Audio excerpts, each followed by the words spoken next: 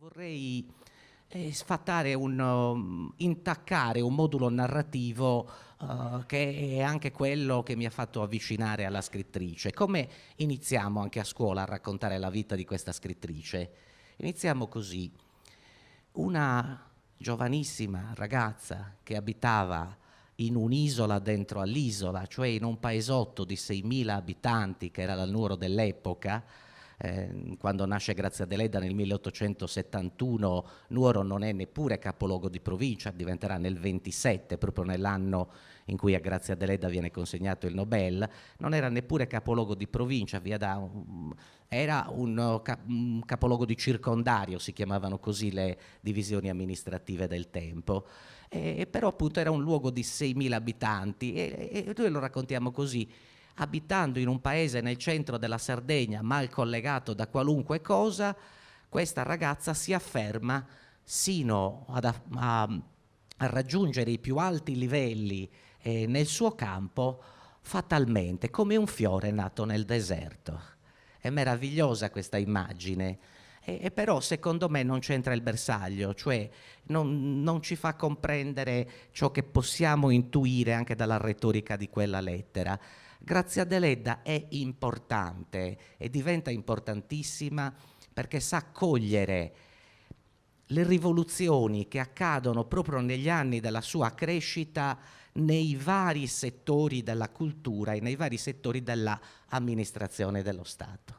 Quando nasce Grazia Deledda, giusto per fare un po' di ricostruzioni di panorami ambientali, 1871, siamo a 10 anni dalla prima unità d'Italia e lo Stato aveva messo in campo ogni strumento per rendere effettiva questa unificazione che oramai al momento era semplicemente politica, non era culturale.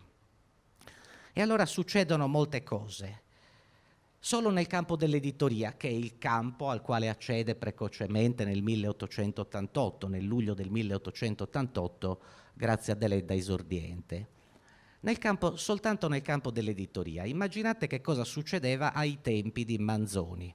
Manzoni pubblicava a Milano la Ventisettana e a Napoli la ripubblicavano senza pagare i diritti d'autore.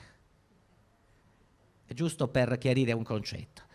Alla metà del secolo i vari stati che componevano la penisola si erano accordati grosso modo per un comune comportamento riguardo ai diritti d'autore. Napoli non aveva aderito, non so se avete presente le dimensioni di Napoli anche allora, cioè tutta quell'area popolatissima non aveva aderito, era come se non ci fossero diritti d'autore. Quando si forma uno Stato italiano, che cosa succede all'editoria? L'editoria può essere una imprenditoria molto redditizia, perché ormai chi stampa un libro o una rivista in qualunque punto della penisola può contare su un target che è tutta la penisola. Non solo può contare su un target che è tutta la penisola, ma nei passaggi da un punto all'altro non paga più il dazio. Questo consente di investire di brutto sull'editoria. E allora emergono personaggi che avevano già intuito che con l'Unità d'Italia alcuni centri, Firenze, Milano, Roma, potevano essere i luoghi di irradiazione di una nuova attività di tipo editoriale molto, molto redditizia. Dal Piemonte era già arrivato, prima che Grazia Deledda nascesse, a Roma, un editore che era uno straordinario anche imprenditore della cultura, che si chiamava Perino, Edoardo Perino, che proprio a Roma aveva iniziato a stampare riviste e libri destinati a target, a gruppi sociali che immaginava potessero essere interessati a quei prodotti. Gruppi sociali che accedevano massicciamente per la prima volta alla lettura, anche agevolati da altre rivoluzioni come la ramificazione della scuola, l'intensificazione dell'istruzione primaria, eccetera, eccetera. Le donne e i bambini. Le donne e i bambini in questa stagione hanno un grandissimo impatto come lettori. come lettori. Allora Perino fonda diverse riviste, la prima di cui vi voglio parlare è L'Ultima Moda, rivista per signorine. Adesso non ho pensato di portarvi delle immagini o delle scansioni. Questa rivista era una rivista dove tra i modelli che venivano disegnati, tra le pubblicità dell'ultima moda, appunto, come si diceva, tra le varie pubblicità di questi vestiti del tempo creati a Parigi e creati anche nei centri della moda italiana, Milano, eccetera, comparivano tanti racconti oppure articoli, quindi era una rivista di moda che univa alla moda la letteratura. Ovviamente si trattava, e poi l'altra rivista era Il Paradiso dei Bambini, a cui collabora subito grazie a Deledda. Paradiso dei Bambini, una rivista fatta apposta per bambini. E allora, grazie a Deledda, si trova in un contesto, altro che paese, si trova nel primo contesto di globalizzazione, se facciamo mentalmente le debite proporzioni tra la globalizzazione di oggi, che ci fa sembrare vicina a Londra, Parigi, eccetera, come non mai, se riusciamo a immaginare che davvero le distanze tra i punti vari dello stivale e tra lo stivale e le isole non era più percepita come era percepita un tempo. L'Italia era collegata, si percepiva anche come collegata. E allora questa rivista circolava e arrivava sino a lei. Era una rivista destinata alle donne, ma evidentemente i proprietari non riuscivano a trovare ancora abbastanza donne per affidare gli incarichi all'interno delle riviste, all'interno proprio della struttura dell'editoria. E allora i direttori delle rubriche erano spesso maschi che si firmavano con nome femminile, perché altrimenti nessuna donna avrebbe mandato a loro una lettera, compromettendosi spesso una confidenza per lettera, una richiesta di consiglio per lettera. Uno di questi che si firma da femmina, che si firmava come donna, era la contessa Elda di Montedoro, Aici Duizerrianta, si chiamava in verità Epaminonda Provaglio. Era il direttore di una delle zone della rivista e grazie a Deledda, quando manda i primi racconti, ritiene di avere a che fare con una donna. Il primo racconto che manda si intitola Sangue sardo. Vedete, c'è l'aggettivo Sardegna. Grazie a Deledda vuole parlare di Sardegna, percepisce che possa essere interessante per la nuova Italia che si è formata anche presentare un tratto esotico. Avete visto ancora nel 92 si descrive esoticamente, sono un po' spagnola, sono bruna, eccetera, tratteggia delle caratteristiche che la autoesotizzano, diciamo così. E allora c'è però anche il sostantivo sangue accanto a sardo, che dovrebbe essere la sostanza gotica del racconto molto intenso che lei vuole raccontare. È un racconto semplicissimo. Lei aveva 17 anni, siamo nel luglio del 1888, in un ambiente molto intenso, molto fitto di tempesta. Si vede su una scogliera questa figura che emerge dal buio, che giura vendetta. È una giovane donna, lo capiamo subito, giura vendetta. Quindi nella prima parte del racconto questo solo noi sappiamo. Nella seconda parte apprendiamo che quella figura era Michela, una giovane ragazza di 16 anni o 13 anni, perché poi oscilla all'interno del racconto, non sa ancora controllare l'anagrafe dei suoi personaggi. Comunque era una giovane donna che si era innamorata, guarda caso, di un amico del fratello, gli unici maschi che potevano accedere nelle case. Di queste casistiche sino a generazioni recenti ne conosciamo tante. Gli unici maschi che potevi vedere erano l'amico del fratello. Il ragazzo di cui si innamora Ela si chiama Lorenzo. Lorenzo, che viene descritto come ricco, prossimo alla laurea, sono valori che la Deledda giovane e anche la Deledda matura ritiene importanti, anche per un fidanzamento e per un matrimonio. Si innamora di Lorenzo e guarda caso Lorenzo si innamora dell'altra sorella. Il più tipico dei triangoli domestici, diciamo così, dei potenziali triangoli domestici.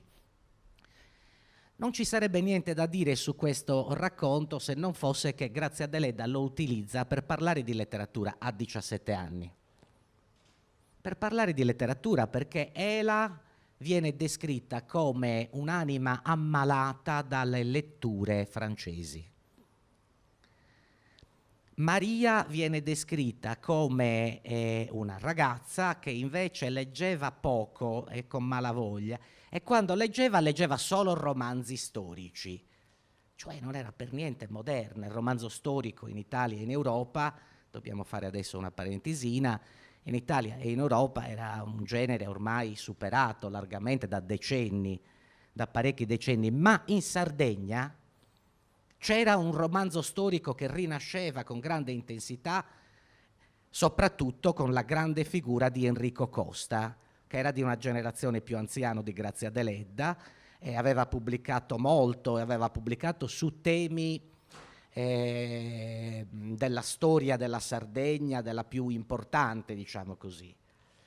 Aveva pubblicato anche Storie di banditi già allora, aveva pubblicato La Bella di Cabras già allora. E allora Grazia Deledda con questo racconto sta facendo già una battaglia interna al campo della letteratura. Sta affermando che il faut être absolument moderne. Come avete sentito nella lettera, è interessata alla modernità, e la modernità non è né in Sardegna né in Italia per lei. Questa è una scelta definitiva dal primo racconto. La modernità è, come era per tutta Europa, Parigi. Non è un caso che il ragazzo si chiami Lorenzo, perché Grazia Deledda vuole già a 17 anni citare un capolavoro recente della letteratura francese, che è la Thérèse Raquin, dove Lorenzo è proprio quello che innesca tragedie su tragedie. Non so se conoscete la Thérèse Raquin. Teresa vive e lavora presso una zia, e c'è un cugino un po' malaticcio, Camillo, correggetemi se sbaglio perché io l'ho letto quando ero studente al liceo, poi non l'ho più riletto. C'era Camillo che era un po' deboluccio, insomma non è che fosse molto appetitoso come ragazzo, però insomma si dovevano fidanzare, sposare, la zia li invita, si fidanzano e si sposano, finché non compare Laurent, finché non compare questo energumeno pittore, quindi un po' artista, perdigiorno, fisicamente prestante, quindi anche etologicamente attraente, diciamo così. E allora Laurent seduce fatalmente la fanciulla, i due si innamorano di un amore di quelli esplosivi e fatali. L'amore si converte in un attimo in odio e sinché i due non si uccidono, è più complicata di così. Comunque alla fine muoiono tutti e due questi amanti dopo aver ucciso Camillo.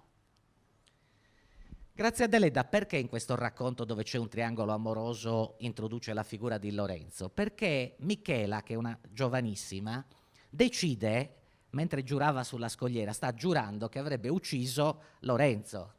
E ahí ci vai di Dubucidi. Nel finale noi scopriamo che lo aspetta col coltello, è inverosimile, è 17enne, è inverosimile.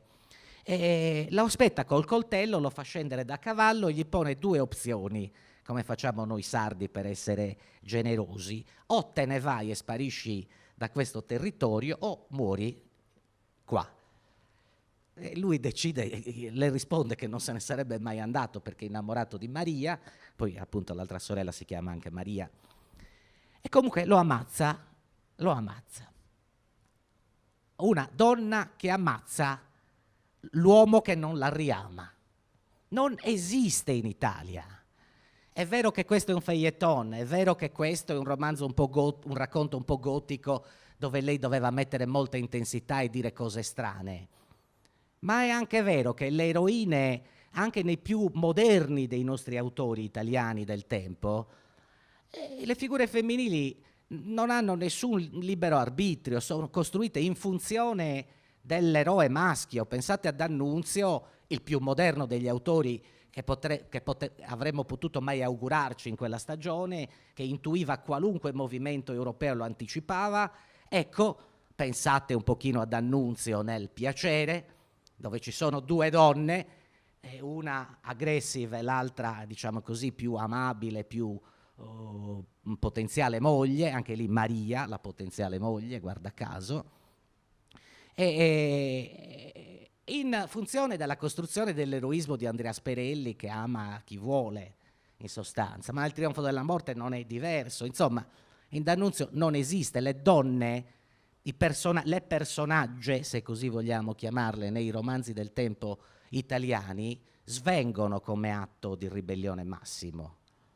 Cioè possono al limite svenire, ma decidere di uccidere è fuori discussione, bisognava andare a Parigi. Allora, questo è solo il primissimo racconto che lei presenta ed è interessante più che per la trama maldestra, malgovernata, a 17 anni ed è il primo racconto, è interessante perché già qui, grazie a Deledda, ha scelto che non farà romanzo storico. Con tutto che in Sardegna il romanzo storico è ancora importante nel suo tempo, molto importante per la costruzione, diciamo, della nostra identità storica, per la ricognizione attraverso il romanzo della storia, è importante per un sacco di ragioni, ma a lei non interessa e lei mai farà romanzi storici negli oltre 30 romanzi che scrive in carriera dopo questa stagione. È ambientato in Sardegna, ma poteva essere ambientato ovunque. Ecco, i primi due romanzi di Grazia Deledda, che sono Memorie di Fernanda e Stella d'Oriente, non sono affatto ambientati in Sardegna. Quindi, mentre con i racconti la Sardegna fa da sfondo a molti racconti, con i romanzi, i primi due romanzi, Grazia Deledda non parla affatto di Sardegna, se non fosse che nel secondo di questi romanzi, Stella d'Oriente, di cui mi sono occupato, in una divisione di compiti che ci eravamo dati molti anni fa, mi era toccato il più brutto, ma poi ho ringraziato chi me l'ha assegnato il romanzo, perché è interessante. Allora, la storia di Stella d'Oriente è ambientata in Lucania e poi con qualche puntata a Napoli e a Roma, tutte zone che Grazia Deledda non ha ancora visto, perché lei arriverà a Cagliari per la prima volta nella sua vita nel 1899 e l'anno dopo andrà a Roma. Queste sono le uscite di Grazia Deledda dal suo territorio più significative e decisive. E terre che lei non conosceva, e allora le ambienta in Lucania. Questo romanzo è ambientato in Lucania e poi appunto un po' a Napoli e un po' a Roma, dove si sposta la protagonista. Alla fine però compare la Sardegna. Come compare? Uno dei personaggi secondari, abbandonato dalla sua... abbandonato no, poiché la sua donna si era appena tolta la vita per un amore non corrisposto, anche lì un amore triangolare, si reca in Sardegna per, come diciamo noi, sbentiai, diciamo così, cioè per trovare un rifugio di riflessione, per ritirarsi, ecco. E viene in Sardegna e incontra una giovane donna, anche qui, una giovane donna, come era giovane la scrittrice, e racconta tutta la storia che noi abbiamo letto nelle ultime pagine. Dice di aver affidato tutta la storia che noi abbiamo appena letto nelle mani di questa ragazza. Che cosa vuol dire questo? Di questa ragazza sarda. Noi leggiamo un romanzo che non è in Sardegna, ma poi scopriamo che il romanzo, cioè il passaggio dalla vita alla letteratura, l'ha fatto una sarda. Cioè la scrittrice di quel romanzo virtuale è una ragazza sarda che ha ascoltato e poi scritto. Quindi tutto il romanzo non è ambientato in Sardegna, ma è di mano sarda, di mano artigianale sarda. Ora, possiamo fare diverse ipotesi per questo stratagemma, anche delle ipotesi miti, cioè che Grazia Deledda, quasi esordiente, era il secondo romanzo, dopo Memorie di Fernanda, volesse con ciò giustificare i malapropismi, le acerbità dello stile, di quel suo momento in cui non era ancora pronta a esibirsi su un palcoscenico più importante. La svolta avviene però appunto riguardo al rapporto Grazia Deledda e l'isola in questa fase di tirocinio. Avvisatemi voi perché io lo sapete che è pericolosissima questa, che poi le tappe, se non calcolo bene quanto trattenermi su ogni tappa, sembra che sono venuto per trattenermi a lungo qua. Allora la svolta avviene con un altro romanzo che si chiama Fior di Sardegna, che è il primo romanzo che Grazia Deledda ambienta a X. Ma noi sappiamo che questo X è in Sardegna perché lei scrive un paratesto, cioè un testo di introduzione dove racconta che cosa vuole fare con quel romanzo. Anzitutto dice che vuole raccontare la Sardegna, la chiama proprio Sardegna per quanto il paese si chiami X semplicemente. Vuole ambientare il racconto in Sardegna, siamo nel 1891, e vuole raccontare gli usi e i costumi dei sardi, sentite bene, ma gli usi e i costumi dei sardi odierni. Dunque non vuole fare un'operazione di ricostruzione storica, ma vuole raccontare come si comportano i sardi, come vivono i sardi. Dunque ha già percepito che ci può essere un interesse forte in un pubblico molto ampio rispetto a questa regione periferica dell'Italia. E poi aggiunge in coda a questo testo, cioè descrive i due destinatari, chiede, dice ai lettori sardi, così li chiama, di perdonarla se per caso vedessero nel racconto qualcosa che può riportarli alla vita reale. Questo è un romanzo, no, tutto ciò che leggerai, che leggerete è inventato, non ha nessuna connessione con questo, dice ai sardi. E poi prega le colte lettrici del continente, così è letterale la citazione che vi sto facendo, mentre i sardi non sono definiti né come colti né come incolti, e poi neanche come genere. Le lettrici intanto sono individuate come target femminile e poi sono colte e le prega di perdonarla se per caso appunto ci fosse qualcosa di incomprensibile per loro o di sbagliato. E nella parte iniziale aveva inoltre specificato che lei non avrebbe mai raccontato in quel romanzo episodi di banditi, episodi di sangue, episodi di amori violenti. Quindi nel 1891 esordisce nell'88, nel 1891 sa già che non rifarà ciò che aveva appena fatto. Non solo non farà ciò che fa Costa, cioè il romanzo storico, ma non rifarà neanche ciò, non investirà più nel cammino che aveva intrapreso con i racconti e con i romanzi precedenti. E qui fa un'operazione straordinaria, è l'inizio della scelta della Sardegna come setting e siamo a un anno, anzi siamo nell'anno in cui prende contatto con De Gubernatis. Apriamo una parentesina. De Gubernatis, tra le varie riviste che fonda, Natura e Arte, a cui Grazia Deledda collabora egregiamente, fonda anche una rivista delle tradizioni popolari. Normalmente a scuola noi raccontiamo che l'Italia investe per omogeneizzare ciò che era disomogeneo da un punto di vista linguistico, culturale, eccetera. Non è esatto, perché il governo italiano investe per rendere un po' più italiani gli italiani, attraverso la lingua, la scuola, eccetera, ma investe anche per favorire la conoscenza reciproca delle varie culture regionali che ormai erano secolari. E allora De Gubernatis è uno strumento per questa messa a disposizione delle abitudini regionali e lo fa su diverse regioni. L'aveva già chiesto alla nostra scrittrice di occuparsi lei della Sardegna a 20 anni. E Grazia Deledda produrrà, uscirà nel 94 a puntate, poi nel 96 in volume, Le tradizioni popolari di Nuoro, che gli antropologi, 1896, che i colleghi antropologi di oggi ritengono un trattato demologico affidabile. È ben fatto.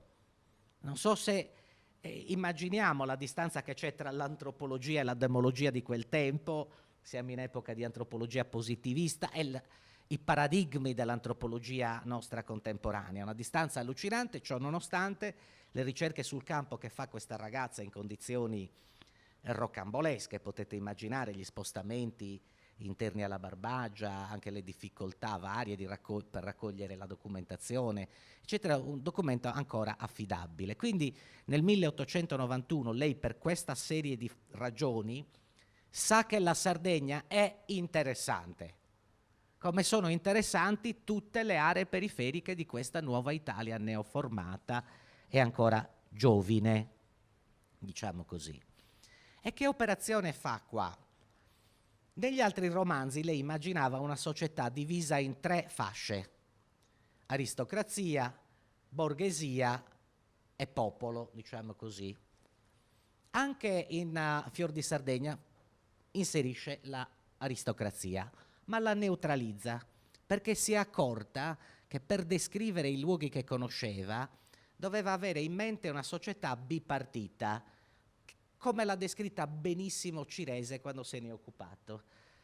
Diceva: in Sardegna, tolte le 2 città dove c'era pure una nobiltà, diciamo, in Sardegna ci sono 2 classi, la cui distanza non è molto ampia. E dice: perché non è molto ampia la distanza tra queste 2 classi sociali?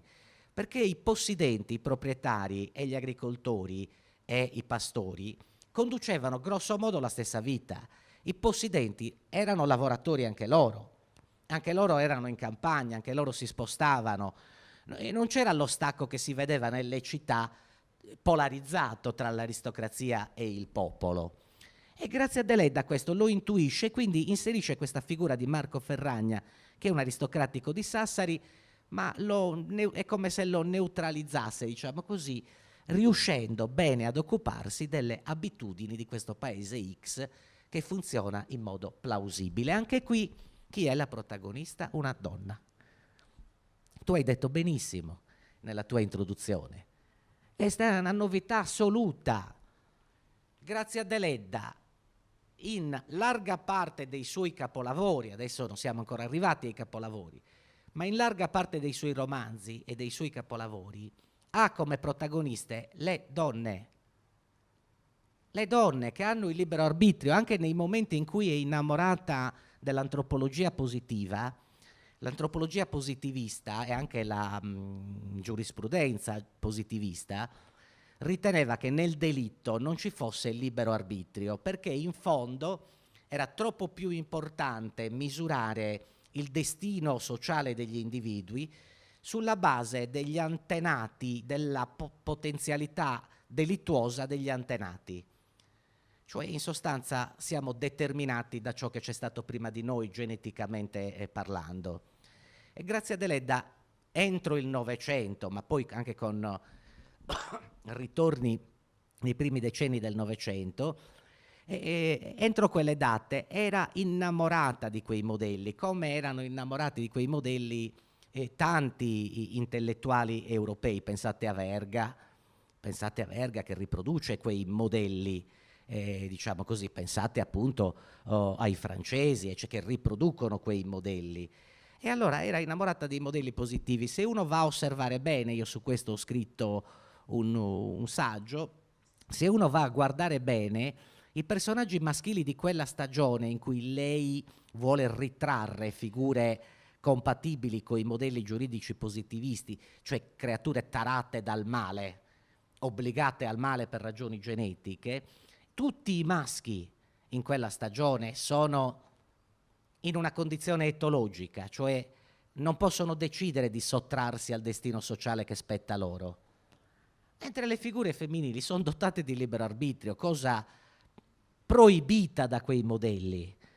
E c'è anche un trattato degli anni in cui Grazia Deledda scrive, che si chiama La donna delinquente, dove si nega che la donna possa decidere qualche cosa, intanto perché è debole fisicamente e psicologicamente. Deledda solo per le figure femminili fa uno scarto rispetto al modello. E qui anche in Fior di Sardegna la protagonista, guarda caso, anzi sono due cugine, un doppio, tutte e due si chiamano Maura, che si danno un passaggio di consegne, sono tutte e due donne e sono tutte e due a monte di tutte le azioni del romanzo, le innescano, le governano, abbandonano fidanzati perché non vanno più bene, ne scelgono altri. È impensabile nella letteratura italiana coeva trovare creature femminili di questo tipo. Ciò nonostante, tra parentesi, mi preme dire che Grazia Deledda non aveva simpatia per i movimenti delle donne del tempo. I movimenti delle femministi, possiamo definirli perché così si autodefinivano, del tempo, degli ultimi decenni dell'Ottocento, avevano soprattutto come obiettivo quello del suffragio femminile, censitario però. Non è che ambissero a quello universale, perché non c'era manco quello maschile universale.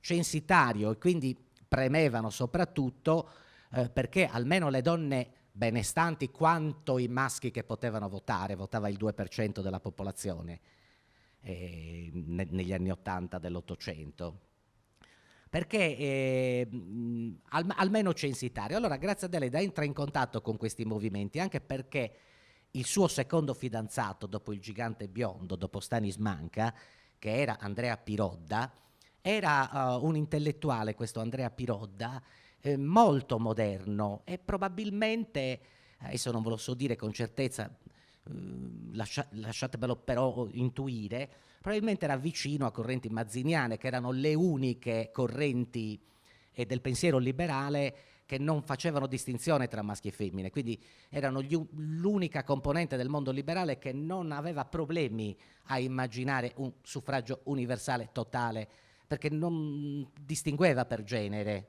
perché la questione era la persona e tutto il resto non contava, tutti gli altri ridevano invece ogni volta che c'era una proposta parlamentare. Allora Pirodda era un po' femminista e lei no, neanche lontanamente. Ci sono due episodi, uno del 1911 quando lei viene intervistata dal gruppo di Mesagne, delle femministe di Mesagne, per un'intervista che poi finirà sulla nuova antologia nel 1911, le chiedono che cosa lo chiedono a molti intellettuali di rilievo enorme.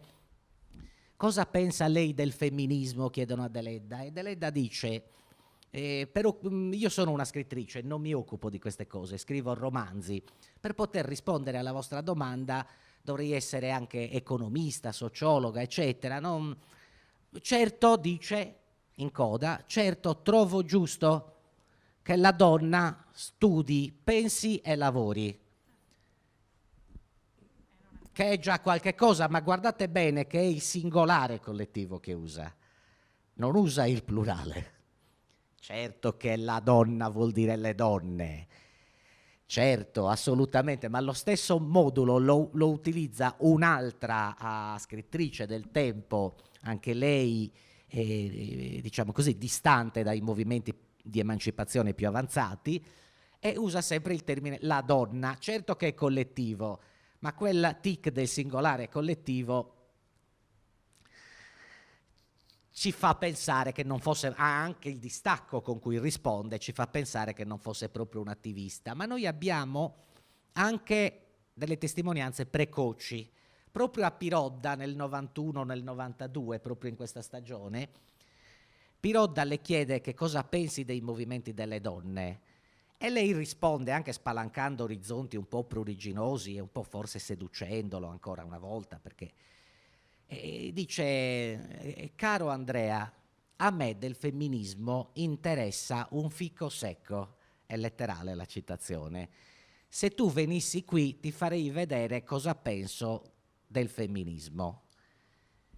E chiusa la partita, tanto più che con Andrea aveva a che fare con uno molto impegnato su quel fronte, un maschio molto impegnato su quel fronte. E poi abbiamo testimonianze anche ulteriori.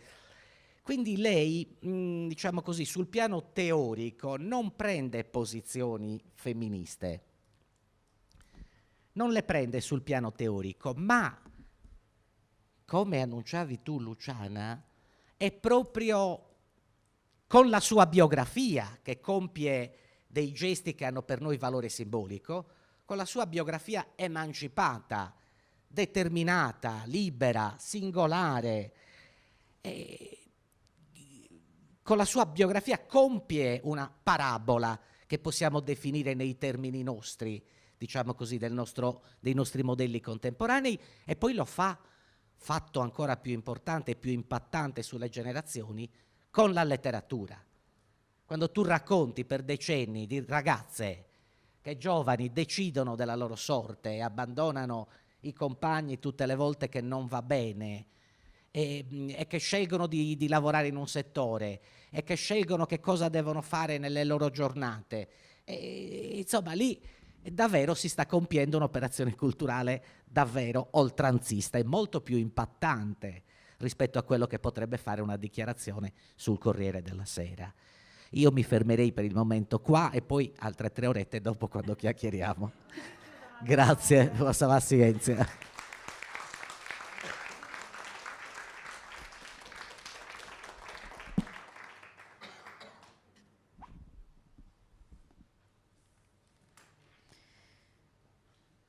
Proseguiamo con un nuovo brano di Tiziana Loi, un preludio in do maggiore di Bach.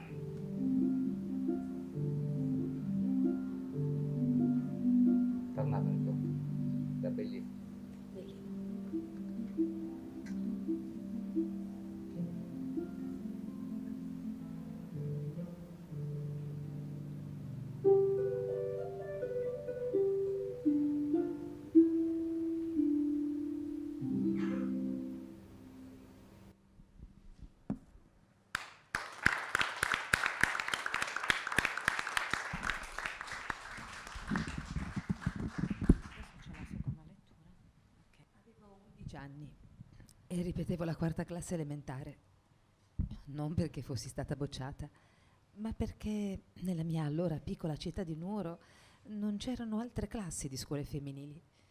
Finito di ripetere la 4ª elementare, finiti i miei studi e forse anche la carriera di scrittrice. Ma ecco, in ottobre arriva un nuovo professore di italiano. Arriva con un baule di libri e va ad abitare in casa di mia zia Paolina, di rimpetto a casa nostra. Così si fece amicizia e mio padre pensò di mandarmi a prendere qualche lezione di italiano dal benevolo professore. Un giorno, dopo aver letto un mio componimento, egli batté sul foglietto il dito bianco e scarno, dicendo come a se stesso: questo si potrebbe anche pubblicare. Freddezza esteriore, però da parte della scolara, dentro un subbuglio di orgoglio, di ambizione, di sogni. Un bel giorno, cioè una notte, il professore sparì senza far più ritorno. Però, onestamente, lasciò i suoi libri. E su questi libri, un po' per volta emigrati a casa mia, io continuai sola ad inoltrarmi nella meravigliosa selva fiorita dell'arte poetica. Leggevo e scrivevo di nascosto. Di nascosto mandai una prima novella a un giornale di Roma. Il mio nome stampato mi dava come un senso di allucinazione. E che critiche! Una mattina ricevo una larga busta con dentro un foglio di carta protocollo scritto minutamente e non firmato. Era una solenne stroncatura alle cose da me pubblicate. Si disse che la critica feroce era opera di una donna. Io però avevo l'impressione che fosse stata scritta da un uomo che viveva in una strana vita solitaria, di studioso, di poeta, del quale tutti però conoscevano ed apprezzavano l'ingegno. E il dubbio mi avviliva tanto che smisi di scrivere. Un giorno, invece, bello e memorabile anche questo, ricevo un sonetto dello stesso poeta, che forse aveva voluto rendere un atto di giustizia alla povera maltrattata Grazietta. Eccolo qui, scolpito nella lapide della mia memoria. Tu, dell'ingegno figlia benedetta, non sogni lo svanir delle viole, ma forte e ardente come la vendetta hai l'impeto dell'odio e le parole. Su, in alto, ove la palma che ti aspetta, su, nell'immenso azzurro che ti vuole, vola, e selvaggia libera Aquiletta ti sublima oltre i monti e affisa il sole. Noi seguiamo i tuoi voli, in alto, in alto, in alto, l'ali tue sbatti e dilata, dà al cielo e alle folgori l'assalto. Vola, Aquiletta, vola, finché amore non ti richiami al nido dove sei nata, e l'ardor della mente avrai nel cuore. Il poeta si chiamava Giovanni Antonio Murru e l'Aquiletta riprese la penna.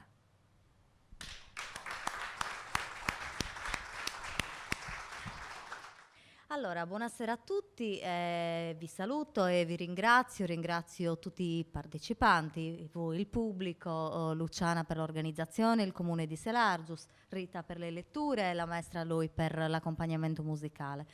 È una serata importante perché si celebra una scrittrice importante, non solo per l'isola, ed è una serata importante anche per me perché da un po' di tempo ormai mi occupo di Grazia Deledda e in particolar modo nell'ultimo anno ho intensificato questi studi in vista del dottorato di ricerca che attualmente, come diceva Luciana, svolgo all'estero. Nel mio intervento di questa sera racconterò appunto i primi passi della giovane scrittrice attraverso alcune novelle d'esordio poi sconfinanti nel ritratto di Cosima. Sapete appunto essere Cosima, l'ultimo romanzo pubblicato postumo di Grazia Deledda. La scelta nasce sicuramente dal fascino che scaturisce dalla lettura di questa materia novellistica, ma anche dal fatto che poi la critica non si sia tanto occupata di questo nucleo narrativo. Ad oggi infatti gli studiosi che si sono occupati della produzione cioè del periodo nuorese si sono maggiormente orientati verso un'altra parte della produzione, e tutti coloro invece che hanno voluto seguire linee di ricerca riconducibili sul piano narrativo alla figura delediana si sono chiaramente orientati principalmente su Cosima. In realtà, specie per chi voglia seguire e riflettere su come si articoli la cosiddetta scrittura del sé nel caso di Grazia Deledda, non potrà fare a meno di partire dalla prima triade novellistica che la giovane autrice raccolse nella sua prima raccolta intitolata Nell'azzurro. Triade appunto solitamente liquidata come giovanile acerbo esercizio letterario. Gli aggettivi in questione, attraverso questi aggettivi non cadiamo certo in errore, perché capaci di definire la questione in termini di verità oggettiva. Si tratta di novelle proprie del periodo giovanile e si tratta comunque di novelle con tutti i limiti del caso in termini di resa espressiva. Eppure aggettivi fuorvianti, perché carichi di sfumature banalizzanti e riduttive.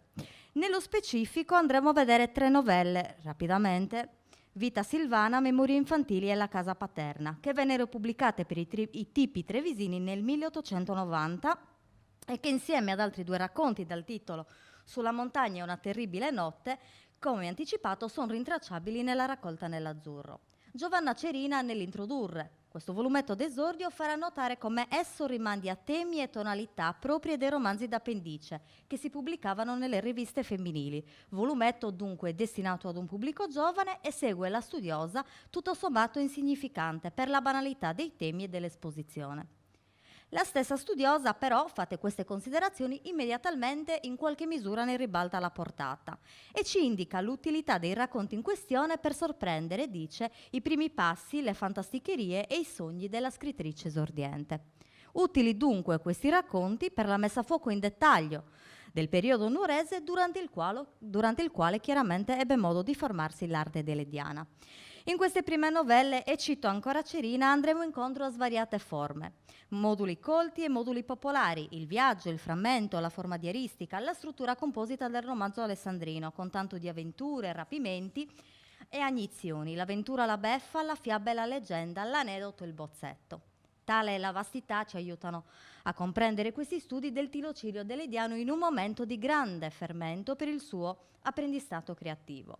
Un momento di giovane di acceso sperimentalismo per Grazia, che legge avidamente, cerca di acquisire competenze espressive, cerca di misurarsi con altre esperienze narrative da un punto di vista sia tematico che formale.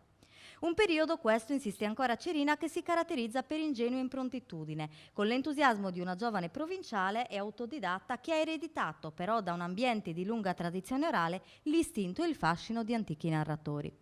Così la Deledda si esercita in queste prime novelle nell'intreccio di Vita Silvana, una novella che racconta di Cicitella, rapita in tenera età, cresciuta dal solitario pastore zio Bastiano, ma destinata con tanto di agnizione finale a ritrovare il suo vero padre. E si esercita dunque nella costruzione di un narrato al quale tenta di conferire chiaramente solidità formale. Un narrato che però tradisce immediatamente, e dirà bene la Wagner, studiosa viennese anche di letteratura sarda, tradisce un'anticipazione sognata del proprio destino. Perché? Perché nelle ultime pagine della novella, che raccontano del momento in cui la protagonista va incontro a una nuova vita, abbandona l'isola per raggiungere Roma in compagnia del ritrovato padre, la narratrice si esprime in questi termini, o meglio, la voce narrante si fa veicolo del tradimento in questione e dice: «Siamo bell'essere felicissimi in viaggio verso una terra divina, fatta meravigliosa da Dio e dagli uomini, ma fa sempre impressione, desta nell'anima una desolata malinconia il dire addio alla povera, deserta e solitaria terra ove sia passata l'infanzia». E noi ben sappiamo che anche Grazia lasciò l'isola per raggiungere Roma e i suoi sogni di gloria letteraria quando andò in sposa appunto a suo marito Palmiro Madesani. Il registro però cambia nelle 2 novelle che stanno al centro del nostro discorso, nei 2 soliloqui delle memorie infantili e della visita alla casa paterna. Da una parte Maria e i suoi frammenti legati alle impressioni dell'infanzia e dall'altra Iole, che si appresta a raggiungere la sua isola natia e la sua prima casa. 2 protagoniste dunque, Maria e Iole, sulle quali, come nel caso di Cicitella, si proietta in qualche misura la figura di Grazia Deledda. Questa volta però non secondo anticipazione del proprio destino, ma più nitidamente nei meandri di un passato che, in quanto capace di performare il presente, necessita di essere metabolizzato attraverso la scrittura.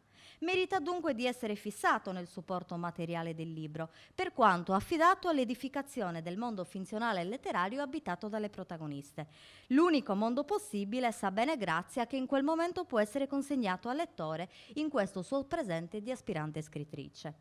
Questi ricordi, dice Maria nelle sue memorie, spesso agitano la mente nelle ore di veglia notturna, fra i misteriosi luccichi della luna che sorge sul profilo della montagna. La stessa luna che illumina fantasticamente il mondo di Cicitella e la finestra della piccola Iole intenta a meditare un bozzetto. In questo futuro del ritorno, la Iole della casa paterna sembra venuta dall'altro mondo e ormai cresciuta, tutta questa sua vita trascorsa le sembra nient'altro che un sogno e un'immaginazione. Non più adulta, però, nella sua casa paterna, a un certo punto ritornerà fanciulla e per questa via ritroverà se stessa. 1000 fantasmi e 1000 figurine danzano intorno a lei e con dolcezza le sussurrano: siamo Iole, la piccola Iole, Iole che visse tanti anni felice in questa cameretta azzurra e profumata. Ecco, seppur brevemente semplificata, la possibilità di sorprendere nella giovane Deledda una formidabile e geniale osservatrice, la cui arte fiorisce, come abbiamo visto, nel tentativo di ritrarre il vero ricorrendo anche a quel passato ideale che in parte suggerisce le ragioni di questi suoi primi sogni d'evasione attraverso la scrittura. Tutto ciò che plasma in materia letteraria del resto le appartiene intimamente. E non a caso, mentre narra Vita Silvana, congeda la bionda, piccola lettrice, dicendo: ogni anno Cicitella, alta, elegante e bellissima, viene nel Logudoro e visita le nostre valli, le nostre montagne, i nostri villaggi, prega nelle piccole chiese dei nostri monti, canta i nostri stornelli, parla il nostro dialetto, suona le leoneddas e chiama la Sardegna il mio paese. Tutto ciò che le occorre quindi per consacrare il suo farsi scrittrice non può prescindere anche dalla magia e dal mistero dell'infanzia, i cui segni sembrano appartenere a una sorta di geroglifico orientale. Segni che l'anima, la mente e il cuore però intendono nitidamente e che insieme concorrono nella finzione e nella realtà del libro a rivelarle la sua arte nell'atto stesso del concreto materializzarsi. Se in queste novelle, dunque, non dominano moduli palesemente autobiografici, non c'è una schietta autobiografia, dobbiamo dire, è giusto dichiarare, che in alcuni passi il grado di approssimazione al dato reale è molto elevato. Accade soprattutto in questa triade nella casa paterna, minutamente descritta, dove Grazia rilegge, scrivendo, anche alcuni accadimenti del suo passato più recente, e lo fa attraverso Iole, il suo personaggio che rimbalza in un futuro più lontano. Sceglie dunque una prospettiva ben precisa. Vengono a 100 altre memorie, dice la voce narrante, che sarebbe troppo lungo a narrare. Avevo pubblicato i miei primi lavori, i miei primi bozzetti a 15 anni. Prima di vedere il mio nome stampato, fulgidi sogni, larve dai mantelli di raso incoronati di fiori avevano popolato la mia mente. Erano i fantasmi della gloria. Figuratevi dunque il mio dolore, la mia rabbia, la mia delusione, quando nella mia città natia i miei primi lavori furono accolti in una scoraggiante guisa e mi valsero le risa, la maldicenza, la censura di tutti e specialmente delle donne. Fu un terribile colpo per me. Piansi e mi pentii di questo passo e confusa, scoraggiata, delusa, decisi di non scrivere mai più. Tutto questo e molto altro noi ritroveremo in Cosima, l'ultima opera delediana che viene generalmente classificata in qualità di autobiografia romanzata. Un testo dove dunque Grazia Deledda scrive ancora di sé, dopo le prime novelle che abbiamo visto ed altre che ha pubblicato nelle successive raccolte, come I primi passi, I racconti a Grace e Il Zeviro d'urgenza, e dopo anche altri romanzi come Il paese del vento, nei quali gli elementi biografici serpeggiano in maniera, insomma, diciamo carsica, nella materia del narrato. È un testo, dicevamo, Cosima, dove l'autrice si maschera attraverso l'uso della terza persona narrante e presenta non a caso la piccola Cosima, la piccola protagonista, con delle parole che meritano una speciale attenzione. Tutto del resto è straordinario per lei, pare venuta da un mondo diverso da quello dove vive e la sua fantasia è piena di ricordi confusi di quel mondo di sogno, mentre la realtà di questo non le dispiace se la guarda a modo suo, cioè anch'essa coi colori della fantasia. Il tentativo in Cosima non consisterà banalmente in un'opera di ricostruzione memoriale, quanto nello sfruttare l'azione corrosiva della scrittura.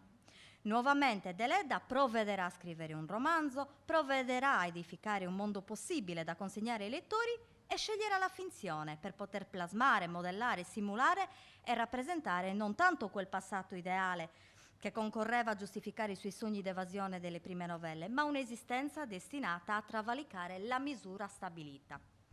Nella Nuoro di fine Ottocento il tempo di una giovane ragazza è scandito da ritmi molto precisi, secondo diffusa consuetudine, e ritmi che non prevedono certo strani sogni di gloria letteraria.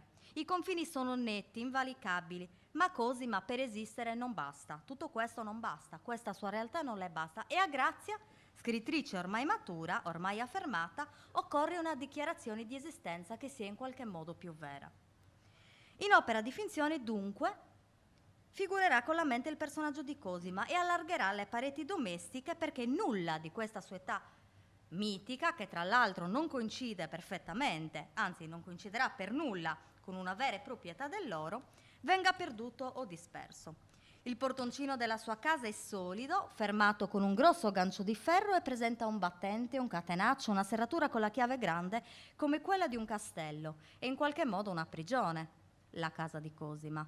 Oltre le finestre che circondano questo spazio, il verde dell'orto e l'azzurro dei monti si aprono a uno sconfinato orizzonte, al miraggio appunto di altri mondi. Ogni minimo dettaglio è fissato nella scrittura, lo spazio domestico è descritto minuziosamente come nella casa paterna, così i ritratti di coloro che lo abitano e la vita familiare di Cosima. Una vita travagliata, una realtà travagliata che immediatamente viene presentata come agitata da una vita anteriore che si desta nel subconsciente della protagonista attraverso la figura della nonna. Una vita avvolta da un'atmosfera di sogno che fa lievitare Cosima al di sopra di essa. Fin dall'età di 14 anni era una specie di ribelle a tutte le abitudini, le tradizioni, gli usi della famiglia e anzi della razza, poiché si era messa a scrivere versi e novelle e tutti cominciarono a guardarla con una certa stupida diffidenza, se non pure a sbeffeggiarla e prevedere per lei un quasi losco avvenire. E dunque alla nostra Cosima salta nella testa, chiusa ma ardita, di mandare una novella al giornale di mode, con una letterina piena di graziose esibizioni, come per esempio la sommaria di pittura della sua vita, del suo ambiente e delle sue aspirazioni, e soprattutto conforti e prodi promesse per il suo avvenire letterario. Cosima è sicura di sé, ambiziosa, determinata a proseguire dritta per quella strada che Dio stesso ha tracciato per lei.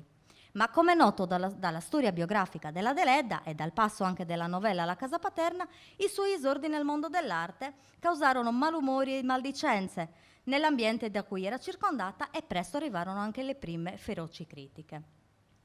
Il romanzo, la novella, persino un timido racconto per bambini pubblicato in una rivistina per ragazzi, tutto è stroncato e non con debole malizia, ma a vigorosi colpi di accetta, tutto con logica, con coscienza, tutto ridotto a schegge buone, conclude il critico, per accendere il fuoco del forno dove la madre di Cosima cuoce il pane.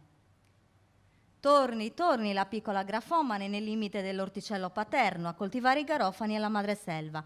Torni a fare la calza, a crescere, ad aspettare un buon marito, a prepararsi ad un avvenire sano di affetti familiari e di maternità. Cosima piange di rabbia e di umiliazione, piange, ma in fondo si sente tutta scossa, ha coscienza di aver sbagliato strada, decide di ritornare davvero al chiuso esilio del suo vero destino.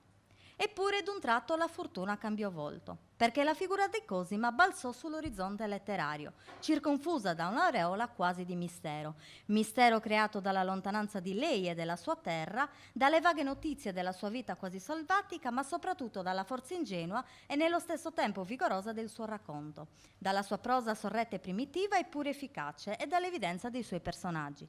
D'un colpo ella divenne celebre, giornali e riviste le domandano novelle e l'editore finalmente manda denari. Ecco che nonostante gli evidenti punti di tangenza rispetto al dato reale, come nel caso della triade novellistica dalla quale siamo partiti, ciò che risulta dominante, però dobbiamo dirlo, è la configurazione artistica della materia narrata. Configurazione che Deledda rivendica secondo una certa direzione nelle prime novelle, ma che in Cosima assume connotazioni diverse seppur complementari. In questo capitolo finale della sua vita sembra infatti avvertire primariamente la necessità di decostruire la trama del passato per poter fare spazio al sogno. Deve spingere più in là, deve spostare il confine della sua realtà. Perché solo spostandolo, per poi includerlo nell'unico ritratto del vero possibile, raggiungerà la nitidezza che senti di dover fissare sulla pagina.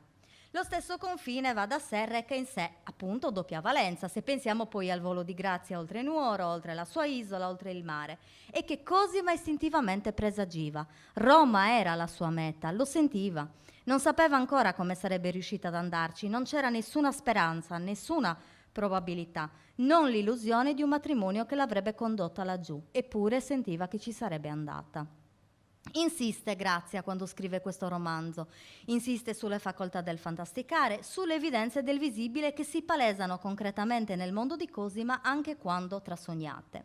Il mistero che vive in lei, proveniente da una vita anteriore che le rimescola un mondo atavico, avventuroso e fiabesco, circondato dai racconti favolosi dei servi e da una natura che in tutte le sue forme le appare straordinaria, rappresenta infatti ciò che oltre la misura stabilita sposta il confine della sua realtà. Mistero e sogno vengono ora nominati, sono segni fatti verbo e parola, segni che diventano verbo e parola e capaci dunque di restituire alla storia di chi scrive la sua essenza di verità. Una svolta decisiva dunque nel definire proprio i contorni di quelle evasioni che durante la giovinezza allargarono i confini della giovane ragazza di provincia aspirante scrittrice.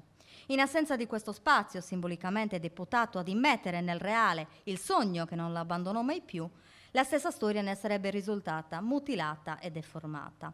Nella prima triade novellistica, come abbiamo visto in Cosima, dunque la Deledda evita di proposito in svariati modi che il narrato coincida perfettamente col suo vissuto.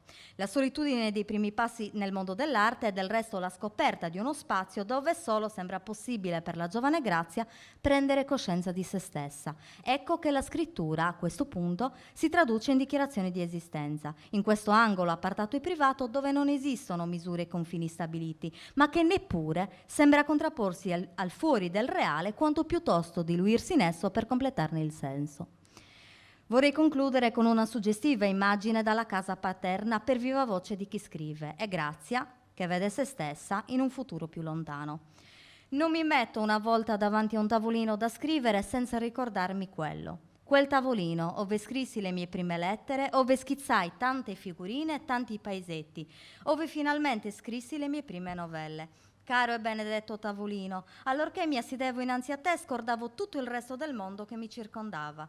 Tu eri il mio confidente, il mio ispiratore, il mio compagno di studio e di lavoro, ed io t'amavo come un amico d'infanzia, come un essere vivente. Sparito anche tu. Dove sei? Non narrare a nessuno gli arcani, i dolori, le gioie e le fantasie che un tempo ti confidai. Sveleresti tutti i segreti del mio cuore, tutta la mia vita di bambina e di fanciulla. Grazie.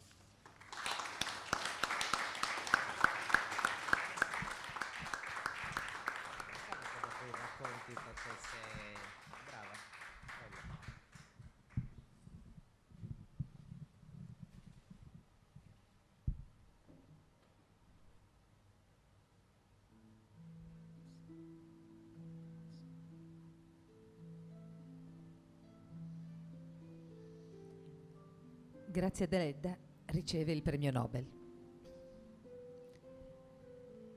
Attraverso la mia opera letteraria, il quadro della mia vita può sembrare vasto e pieno di vicende.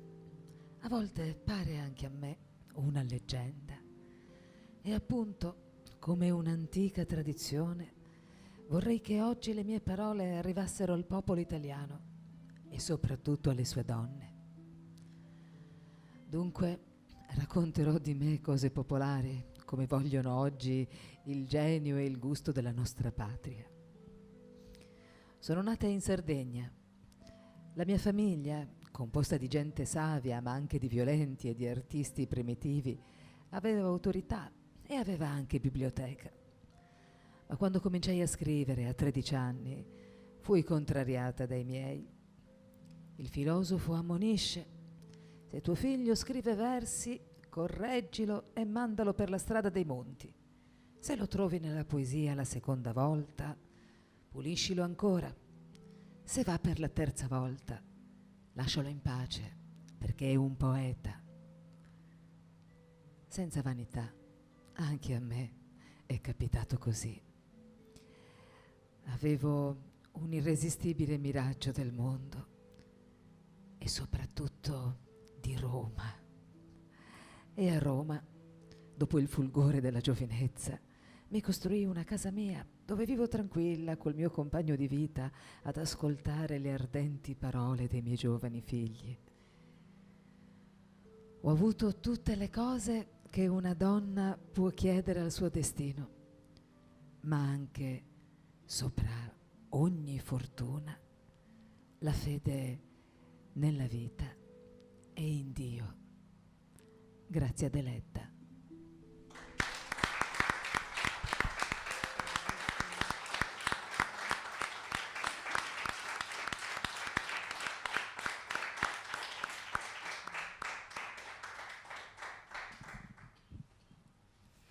Ascoltiamo adesso il terzo brano eseguito da Tiziana Loi, Romanza di Krumholtz.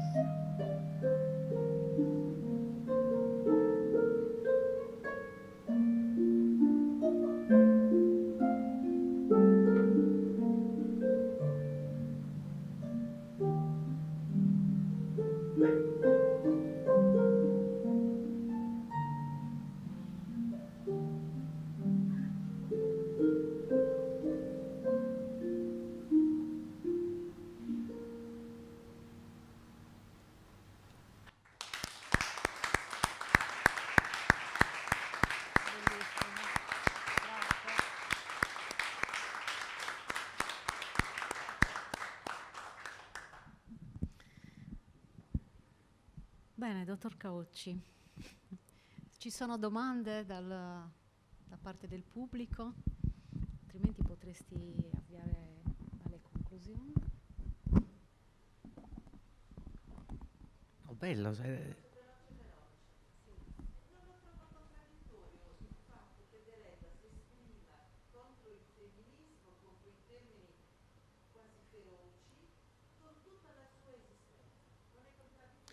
No, no, per una serie di ragioni. Allora, una è di ordine culturale, diciamo così. Noi siamo portati a immaginare il femminismo nella declinazione che prende negli anni 70. E quindi quella declinazione noi la spostiamo nel tempo, immaginiamo che qualunque femminismo avesse lo stesso tipo di rivendicazione, lo stesso tipo di comportamento rivendicativo.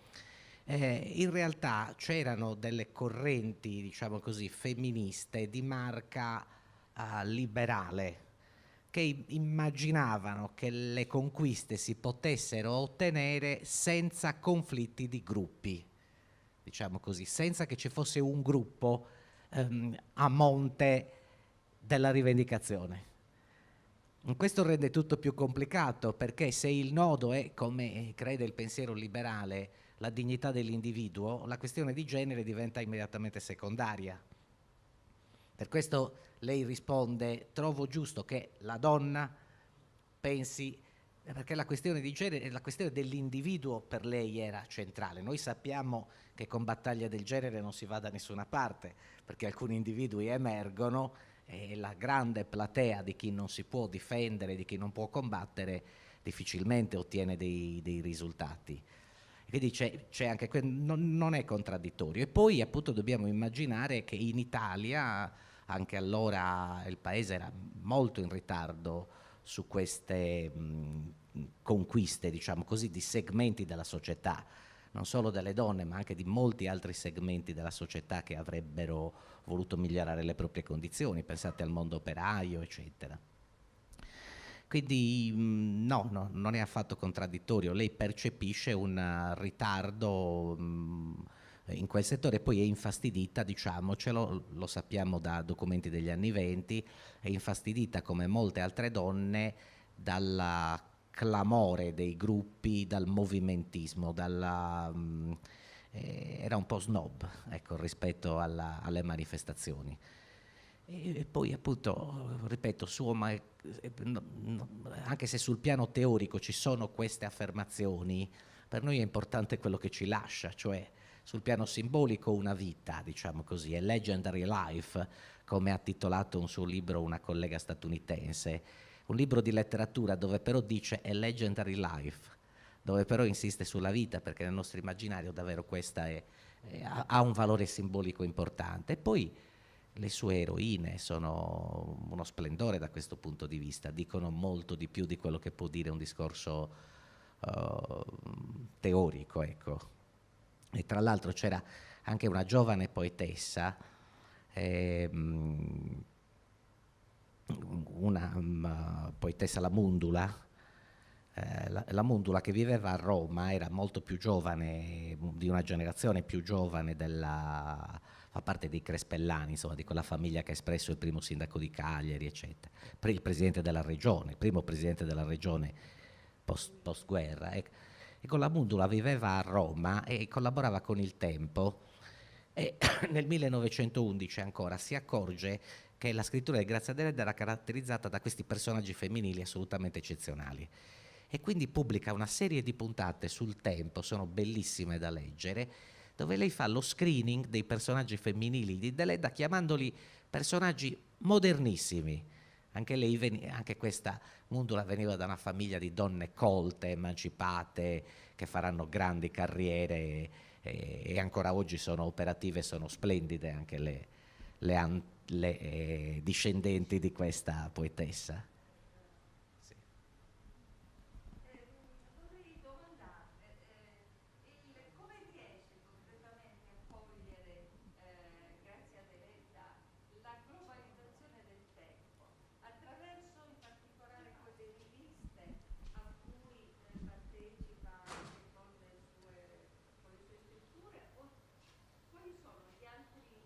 Grande domanda, cioè qual era internet, diciamo così, di quei tempi.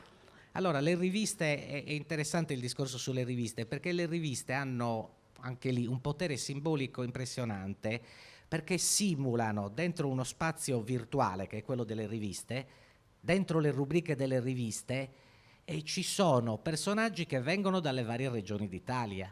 E quindi ci sono scritture che vengono dalle varie regioni d'Italia, e quindi ci sono le culture, le diverse culture d'Italia agglutinano, diciamo così, per usare una metafora, tutte dentro lo stesso spazio, è come se abitassero davvero nello stesso posto. Quindi quello è il luogo davvero di una compresenza reale in uno spazio virtuale. E poi le lettere. E per noi è impressionante vedere la quantità di lettere che scrive Grazia Deledda, come tutti i suoi contemporanei, D'Annunzio, eccetera, eccetera.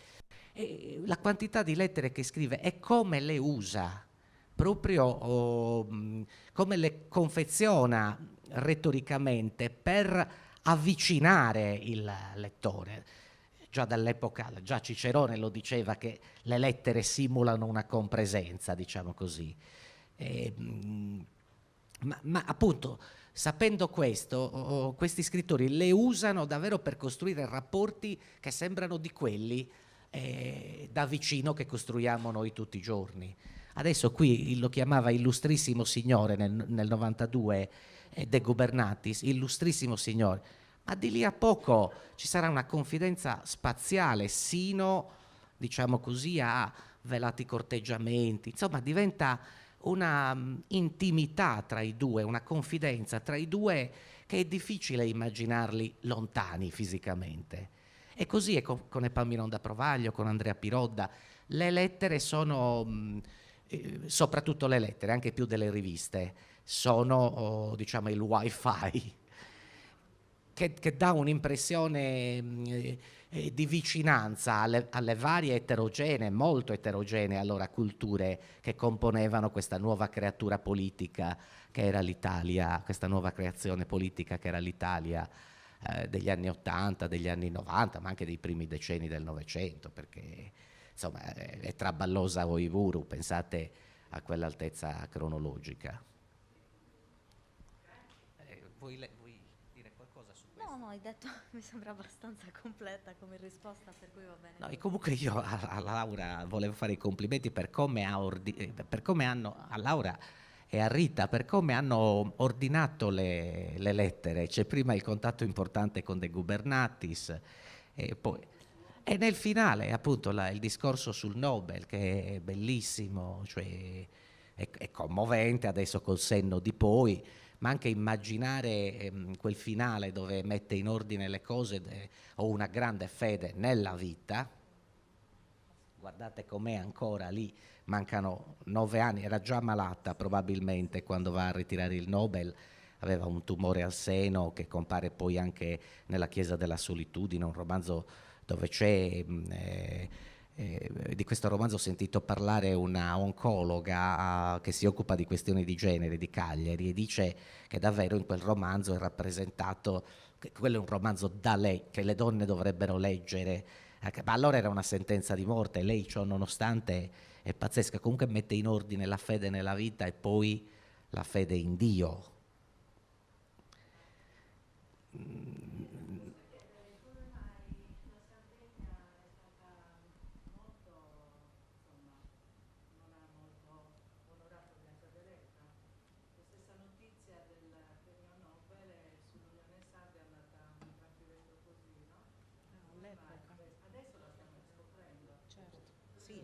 Allora, c'è una drammatica questione di genere anche nella ricezione della letteratura, ovviamente. È una drammatica questione di genere, allucinante, allucinante. Lei è la più grande scrittrice italiana, almeno tra 8 e 900. Prima è difficile rintracciare una figura femminile che scrivesse questa quantità di capolavori e questa quantità di letteratura. Ma se voi immaginate che Verga è nei nostri programmi, è certo una figura monumentale perché è direttamente collegata con i movimenti francesi di cui produce una flessione tutta nostra, il che ci inorgoglisce, ma Verga è autore di circa 5 romanzi, adesso non vorrei sbagliare il conto, tra i quali la nostra scuola ne seleziona 2 e sono i 2 capolavori, perché si dice tutto il resto è ancora un po' tributario del romanticismo eccetera eccetera. Allora 2 adesso con tutta, sono 2 capolavori pazzeschi, per carità, ma io sui 30, io e i colleghi sui 30 e passa romanzi di Grazia Deledda possiamo rintracciarne capolavori almeno 8, ma capolavori impressionanti, dal Segreto dell'uomo solitario, che non è ambientato in Sardegna e che rappresenta delle innovazioni anche di ispirazione che tarderanno a ricomparire in Italia, sono delle anticipazioni di cose che vedremo decenni dopo in alcuni casi. Insomma, a partire dalla Via del Male. Allora, quindi c'è una drammatica questione di genere, poi c'è un'altrettanto drammatica questione di sistemazione della storia della letteratura italiana. Siccome la nostra letteratura è in certe stagioni, se togliamo il romanticismo e gli esordi della letteratura italiana che sono un trionfo europeo eccetera eccetera, ma in epoca contemporanea la nostra letteratura rispetto a quella francese, a quella inglese, a quella tedesca è un po' più fragile per le ragioni che conosciamo, mancanza di pubblico, questione della lingua, soprattutto nel romanzo è molto più fragile. Alla metà dell'Ottocento noi ne abbiamo uno di romanzo capolavoro che è un pilastro, I Promessi Sposi. L'autore ci ha messo tutta la vita a scriverlo, uno, Nel frattempo i suoi colleghi francesi, pensate a Balzac, a Flaubert, da soli, ognuno di questi da solo ti riempie la libreria di casa con titoli. Quindi è una letteratura fragile che ha difficoltà di sistemazione. Abbiamo scelto di sistemare i movimenti, come fa la Francia, chiamandole correnti. Ma a certe altezze cronologiche non c'è il tanto per fare una corrente. E quindi quando devi fare il decadentismo, tu che cosa fai? D'Annunzio e Pascoli, che sono due mondi estremamente distanti, ma li metti lì perché qualcosa in comune c'è, eccetera, eccetera. Quando devi fare il verismo, devi mettere Capuana, Verga, c'è tutto movimento regionale allora, è tutto siciliano, salvo dei casi poi di ripresa, eccetera, eccetera. È tutto siciliano. De Roberto uno di romanzo verista ne scrive, uno, tutto il resto della produzione di De Roberto è antiverista, di ordine psicologico. Allora, la Deledda è un casotto metterla dentro queste correnti, non sai dove metterla, perché lei leggeva in quel baule, si era innamorata dei veristi ovviamente, che erano dei naturalisti francesi più che dei veristi nostri, dei naturalisti francesi, e contemporaneamente da Parigi leggeva sistematicamente la produzione di Bourget, romanzo psicologico, cioè quanto di più antiverista ci sia. E nei primi anni cerca di mettere insieme queste cose e ci riesce poi quando è matura, ma no, non c'è uno spazio per mettere questa cosa che è doppia, che non entra in nessuna. Quindi c'è anche questo, ma la principale questione è che noi siamo in un paese che ha grossi problemi di genere, ecco, ancora oggi, quindi potete immaginare in quella stagione, ecco. E poi è anche sarda, quindi cioè, tra tutti i difetti che poteva avere, non abbiamo tempo, altrimenti vi racconterei quanto ci abbiamo messo a far passare al Ministero l'idea che per Deledda era il caso di fare le edizioni nazionali. La Sicilia ne ha 3 edizioni nazionali. Noi, Deledda non è mai entrata. Ci sono volute battaglie di Giovanna Cerina, poi noi ci abbiamo messo 7 anni ad averle. Quindi era anche sarda tra i difetti. So che ho numerosissime curiosità da sempre. Allora, lei ha iniziato ad accennare ora a quella che era una mia domanda, ovvero l'apprendistato teresiano da autodidatta, cioè da persona dalla lettera che ha letto inizialmente Rita, è proprio bellissimo sentire, è straordinario. Questo apprendistato da autodidatta è capire, ma diciamo che intuire adesso in tempi così brevi quali scelte letterarie fa, e soprattutto poi lei ha fatto un romanzo particolarissimo che quando l'ho letto mi ha affascinato perché non avverte, non ha tutte le competenze, il segreto dell'uomo solitario.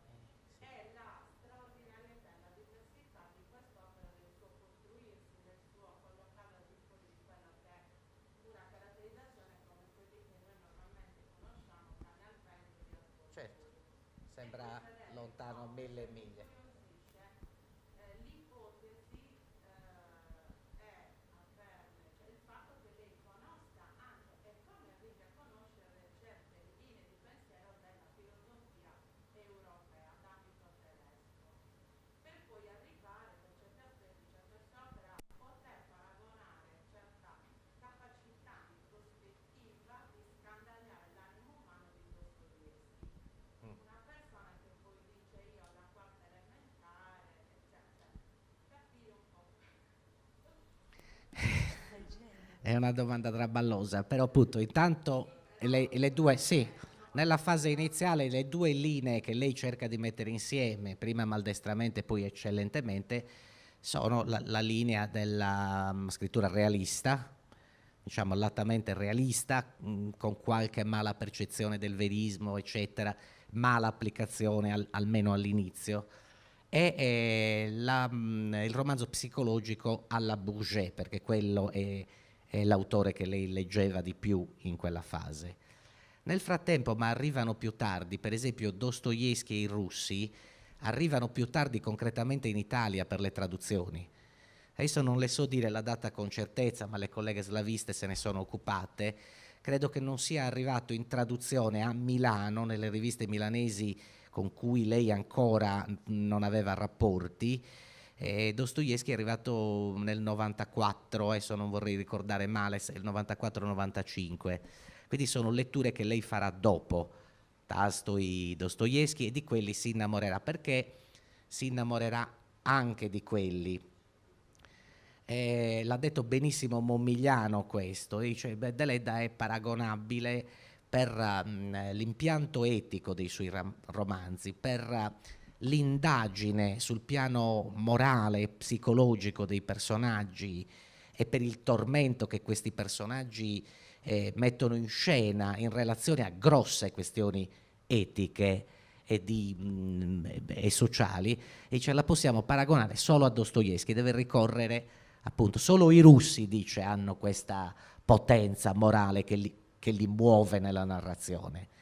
Ecco, di questi si innamora evidentemente perché c'era una grossa sintonia. Intanto il sottotesto vettero e neotestamentario, che la Bibbia e il Vangelo sono certamente riscritti per le trame, ripensati. Immaginate la madre, il personaggio principale si chiama Paolo Gunsau, non è per caso che si chiama Paolo con la U, certo anche per il sardo, allora Paulu, no?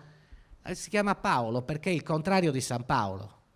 Sapete che San Paolo appunto si converte da persecutore dei cristiani, si converte quando? Perché cade da cavallo e viene rapito da Dio in cielo, sive in corpore, sive extra corpus, non lo sa neanche lui, viene rapito in cielo e ha l'esperienza della visione di Dio. Questo poveretto, Paolo, è consegnato dalla madre a un Dio con il quale lui non ha consuetudine, cioè è uno di quei tanti ragazzi consegnati per promozione sociale alla Chiesa, in qualità di sacerdoti, ma senza nessuna fede.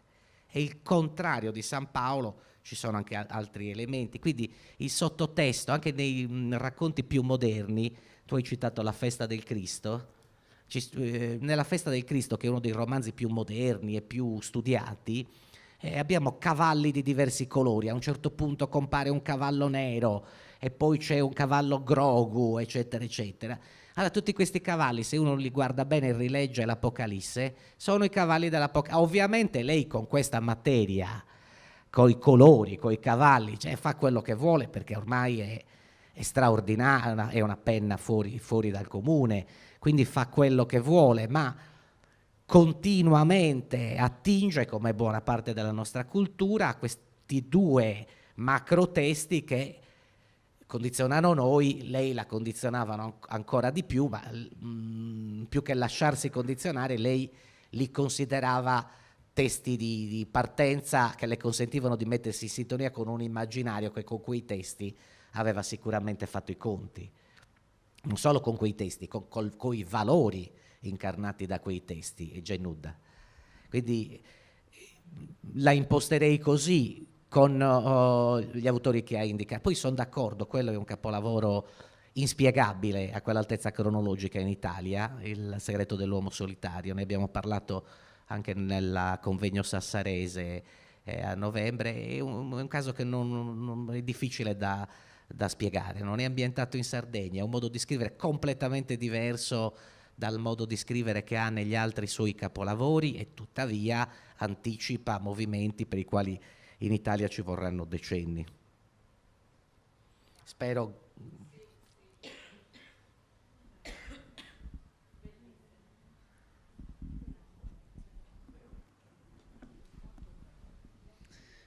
Grazie ai relatori, grazie Duilio, grazie Laura, grazie Rita e grazie Tiziana Loi, che adesso ci fai ascoltare l'ultimo pezzo di questa serata. Abbiamo iniziato con Il canto nel vento, il vento che Grazia Deledda paragonava al destino che muove le canne, e noi siamo canne al vento.